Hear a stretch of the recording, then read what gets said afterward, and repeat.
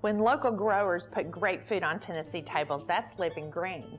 Tonight on Live Green Tennessee, we check out the new Take and Bake on Cookeville's historic west side. Then we meet a couple that's living their dream of being homesteaders, and finally, we visit the Halcyon Bike Shop in Nashville.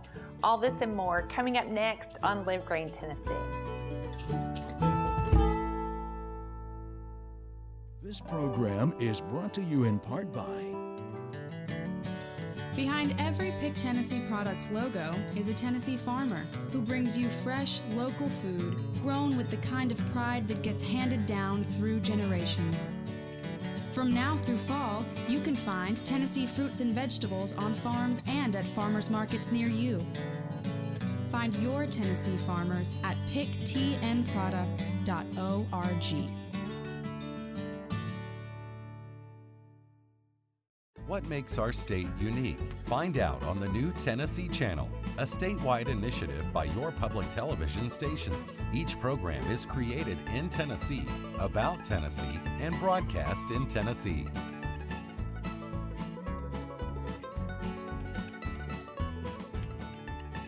The Tennessee Channel, Saturdays 6 to 10 p.m. Eastern and Sundays 2 to 6 p.m. Eastern, right here on your public television station. Funding for this program is provided in part by the United States Department of Agriculture, providing leadership on food, agriculture, natural resources, and related issues based on sound public policy and efficient management.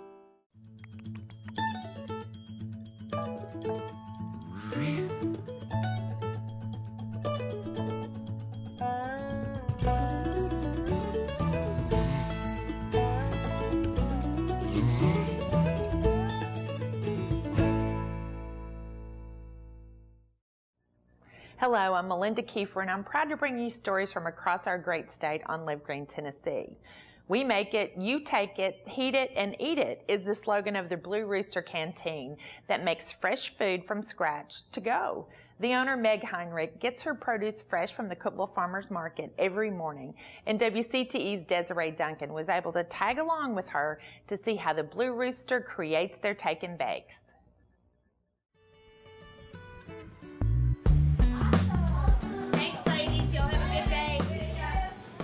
Well, it's something that I always wanted to do. I used to be out at the Appalachian Center for Craft with my cafe, and I've always wanted a take and bake place, a place where we prepare the food fresh every day, change up the menu so that I don't get bored, so that the people eating it don't get bored. So the concept is maybe instead of going by the grocery store on your way home one night a week, you don't feel like cooking and cleaning up a mess, so I'm providing a fresh food-based meal. Chop up onions, bell peppers, celery, tomatoes. We're throwing in there, we're cooking how you would want to cook at home and giving you a break. You come by, pick it up, take it home, pop it in the oven, and you got dinner on the table. You can recycle the foil container. You're good to go. You had them hide before me? As soon as the farmer's market opens up, I think it was April this year, we started going there. We get as much produce as we can. It's my first stop in the morning before I do all my other shopping. I get whatever I can from there, and then I fill in the rest with all the other local groceries.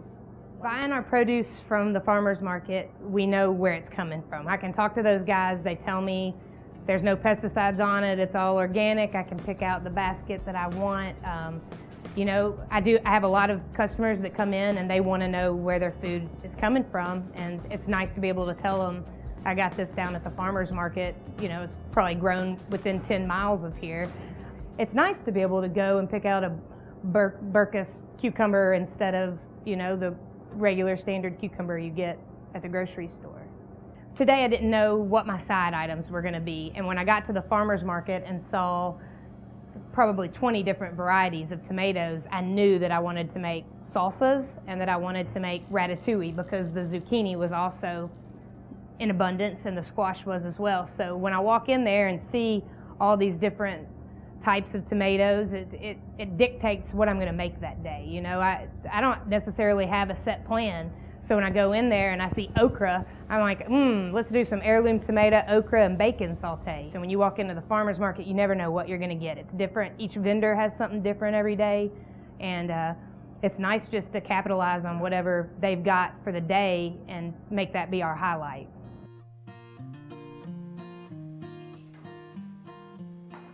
We definitely try to cook seasonally. We are a take and bake shop, so we try to do casseroles. We do casseroles year round. Our staples, we always have our Gouda stuffed meatloaf, and that's turkey meatloaf. It's a 93% fat-free turkey stuffed with smoked Gouda. We always have our spinach balls, which is just spinach, day-old bread, cheese, and eggs, so it's kind of like a quiche ball. We always have casseroles. Some of our most popular are blackened chicken, mac and cheese, the tamale pie. This morning we made some summer vegetable lasagna, again, because when we got to the farmer's market, it just screamed summer vegetable lasagna. So that's got some zucchini and squash and bell peppers. We always have lemon icebox pie in stock and different pies. We make scones fresh daily. Our cornbread salad has become a local favorite. So we made a watermelon, tomato, those are those little heirloom tomato, mozzarella balsamic reduction salad. That's pretty summery. Then we do tomato cucumber salad every day, and there's 2 different kinds of cucumbers in there. Our menu changes every day. A lot of people get confused about that because they think because there was tamale pie yesterday, there might be some today, but a lot of times the tamale pie sells out, so we switch it up every day so that people don't get bored, so that I don't get bored. Try to stick with the seasons. It's just whatever they have to offer is what we cook, and I feel like that's probably what you should be cooking because that's what we are harvesting right now, so you might as well be cooking what's already growing in the season.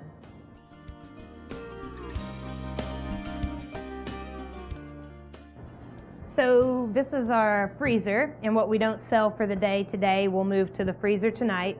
And this is really good for people that are going to the beach or on road trips because we keep them super frozen in here, and you could just put it in the car seat next to you on a 10-hour drive and get to where you're going, and it might even still be a little frozen. You never know what's going to be in here. In the side we always have our little 1-serving type things here. These are great for 1 or 2 people. Then this is our medium size. Our large feeds 4 to 5. 2 to 3 here. And we get people that are just heading down to the beach, and they'll grab some of those and get down there, and while you're unloading everything out of the car, you've got dinner cooking for the first night at the beach. We get a lot of people in here who are buying. Just earlier today, a girl's friend had a baby, so she came in and bought several casseroles to take for them. We have people who someone has died in the family, and they'll pick up something for the family. And we also get people who are having parties, potlucks especially, and they come in to grab something. And sometimes we know the people that are going to all the potlucks, so we could say, oh, that's already been bought for that potluck, that's always fun. We get calls, and people will say, I want to take blackened chicken, mac and cheese to a party tomorrow night, so I just add it to the list, and we'll have it that day and set one back for the person that reserved it.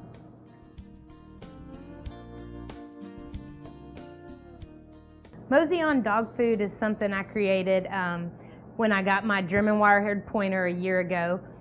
I started making dog food. It's really simple. I just read what dogs can eat and what they can't eat, and started making it. And then friends wanted dog food for their dogs, so I started making more and more of it. But basically, we always have the turkey mutt loaf in stock, and it's ground turkey, oats, pumpkin, spinach, tomato, and blackstrap molasses. It's really simple. It's really good for your dog as a kibble topper, just so that they're getting some fresh nutrients. I can't stress enough how important it is for dogs not to eat the same food all the time. That's a myth. So that's the main thing I want people to know, is this is just the beginning.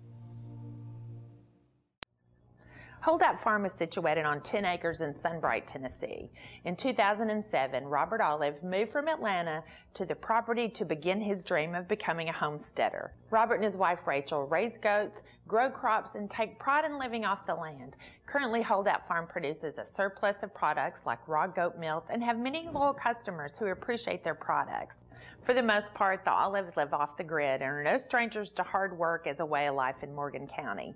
East Tennessee PBS's Chris Smith takes us to this farm.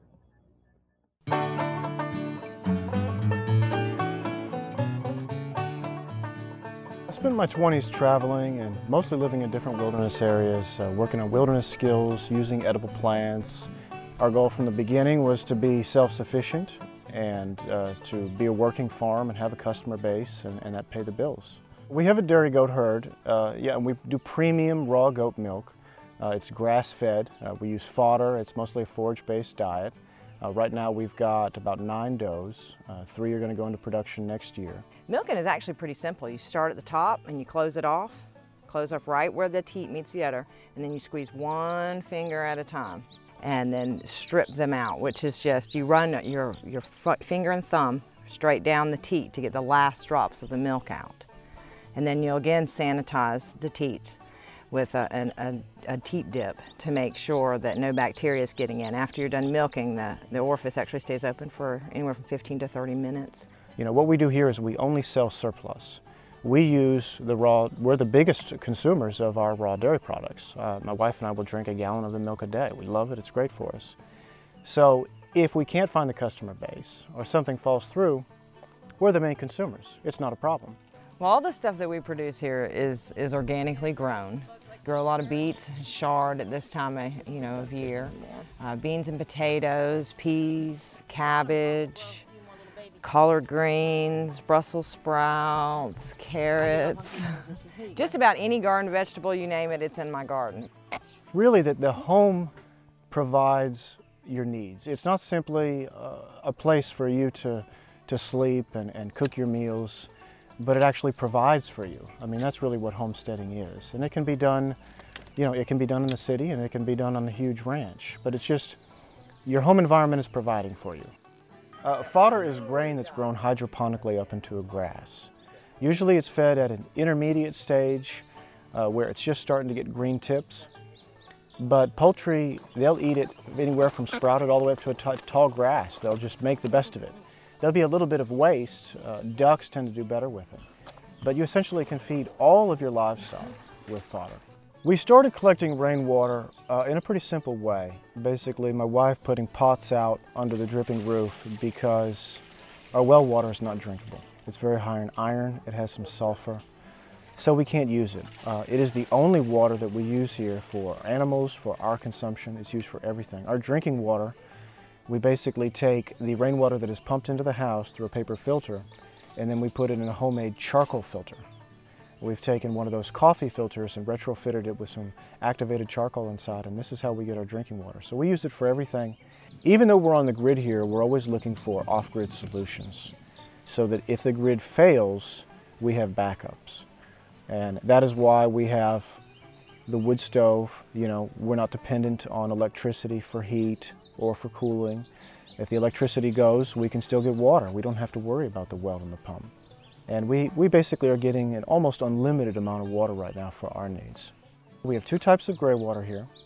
One is our fodder water, which is just the rinse water from our hydroponically grown fodder. The other gray water we produce is our sink waste gray water.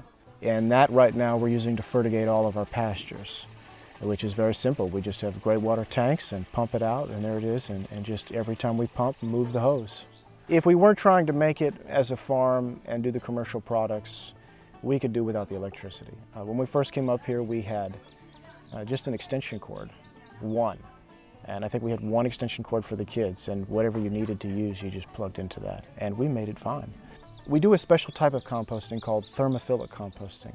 And the reason is not so much because of the danger of human waste, but because of the quantity of sawdust that we use. We have 3 local mills where we can go get an infinite amount of sawdust for free, which makes a pretty good animal bedding, but it also makes the best cover material for the sawdust toilets inside, which are a part of our humidor composting system.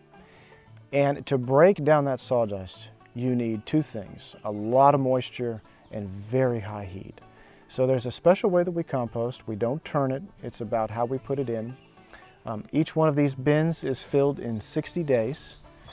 And then once they're filled and they're topped off, the standard protocol is to age them for about a year. We try and do things, we try to really fast track our compost by creating, when I go to uncover a bin and apply more, within a week it's already begun breaking down, turning black, and the heat is tremendous. So I think that we probably could get away with 6 months. I don't know. We'll have to experiment and see where it is. But we use that compost for everything. We fertilized all of our fruit trees. We'll use it in the garden before the fallow time. We take our garden beds after they've grown through the summer and sort of put them to bed, which is we come in and till, we add a tremendous amount of compost, some manure, you know, a hay, a cover material, kind of like a blanket, wet it down with gray water and leave it alone. But the compost we get out of it is excellent. It's a black, loamy, sweet-smelling compost. Great stuff.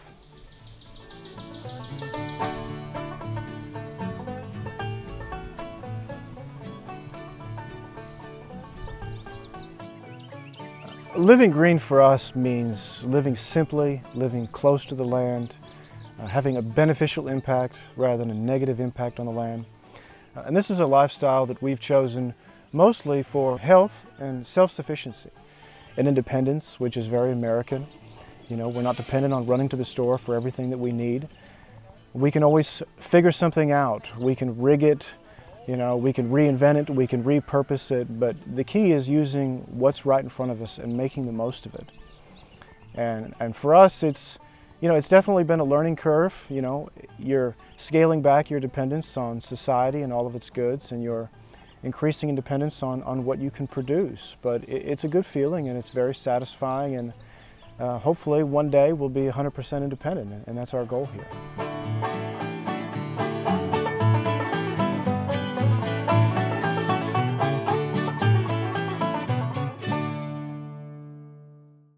What makes Halcyon Bike Shop in Nashville different from all the rest? All of the bikes they have for sale are recycled and restored custom used bikes. They also provide a community workbench that is open to anyone to come in and do repairs on their own bikes with the tools provided by the shop. WCTE's Desiree Duncan traveled to the 12th South neighborhood to learn about bike advocacy in this Nashville community.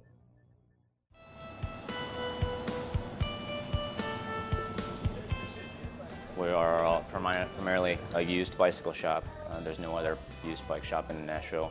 And then we're also kind of a communal space. We have a community bench. We definitely consider ourselves like an educational type of bike shop. We love fielding questions and showing people around the bicycle, so to speak, holding their hand through the repairs if they are at all interested. We have a whole line of tools for people if they want to come in and do their own work. All our tools are free to use. We have professional stands, so you can actually mount your bike and get up underneath it. It makes life a little bit easier when you're working on a bike and disassembling a bike, especially when you're breaking it all the way down. You can come out here and the guys in the shop will take time to teach you on how to change things on your bike. If you ever have any trouble, they'll come out and assist you. Last week I was changing my bottom bracket, which is a fairly complicated process where I had to take off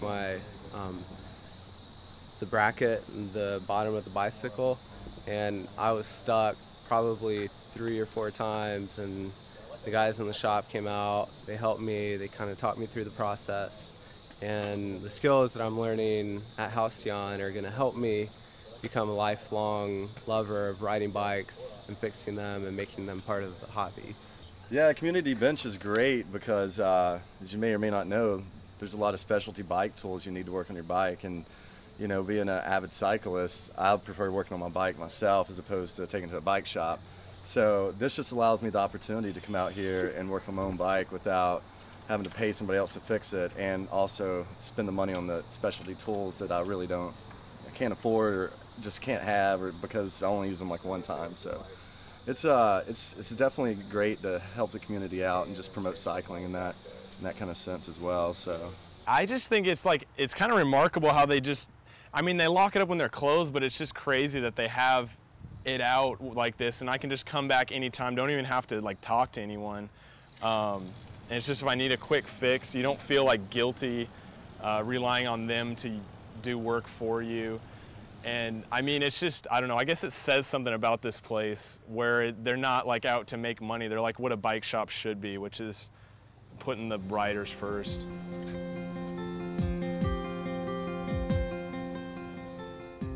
Typically, on average, our used bikes that come out of the bike shop here are around about half of what they went for retail. Beyond that, came out of a professional mechanic's hands, so you don't have to worry about them failing in any shape or form or fashion.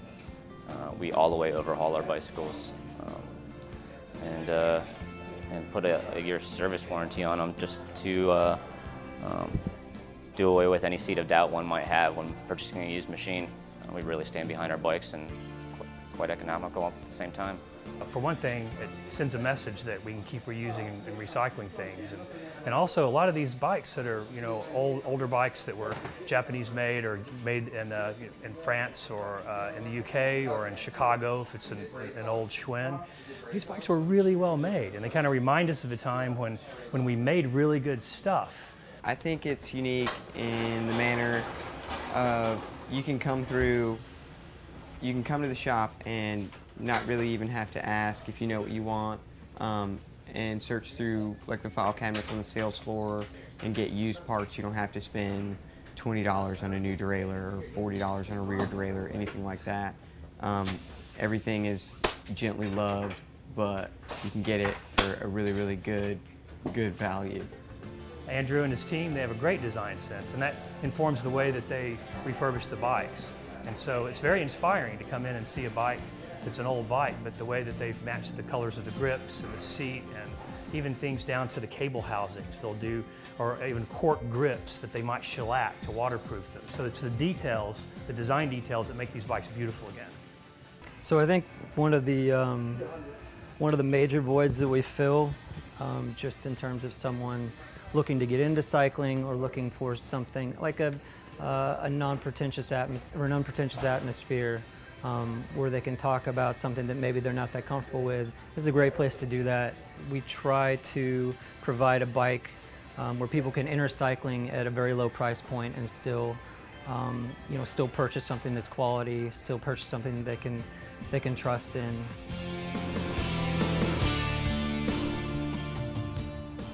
We also come from cycling from different angles, whether it's racing or it's racing on the road, mountain bike racing, or it's general trail riding, or it's commuting. So everyone has a kind of different outlook, and it's a kind of like interestingly functioning organism in that way, and that everyone's sort of integral. To use a really corny bike metaphor, everyone's an integral spoke to this sort of like larger wheel. Well, when these guys opened up, it was just like, thank goodness we got this bike shop here where, like, it's comfortable, it's friendly. They sell local art, they sell local sort of artisanal stuff. It's made like, handmade tool bags and handmade bicycle hats and handmade baskets and other things from the community, and then art from the community hangs on the walls. I've bought art in here. So when you come in the door, you never know what you're going to find. It's a friendly group of people. It's a place to meet other people. It's kind of a hub for people to hang out and kind of meet each other, other bikers and other people in the neighborhood. I'm a neighbor here. I've been in this area for over 17 years. I was kind of an urban pioneer, I guess you say. It's really, really nice to have a place like the Halcyon Bike Shop and people like Andrew in the neighborhood. It's really encourages, a green kind of thinking. If I had to nail my very favorite thing, it's just how wonderfully diverse it is. We have all walks, all different types of folks come in, from very serious commuter to your very serious racer and everyone in between. It's pretty fun. Thanks for joining us for another episode of Live Green Tennessee, where we take you all across the state into the farms and businesses of those who are making the move to eating fresh, living sustainably, and helping us all be more organic in our thinking and the way we live our lives as Tennesseans. Thank you for watching, and we'll see you next time on Live Green Tennessee. If you would like more information about Live Green Tennessee, please visit our website at livegreentv.org, where you can find everything from healthy recipes to past episodes and more.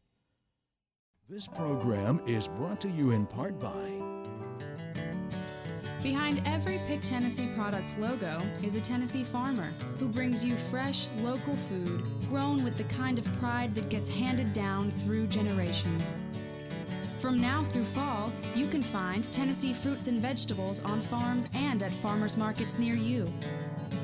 Find your Tennessee farmers at picktnproducts.org. What makes our state unique? Find out on the new Tennessee Channel, a statewide initiative by your public television stations. Each program is created in Tennessee, about Tennessee, and broadcast in Tennessee.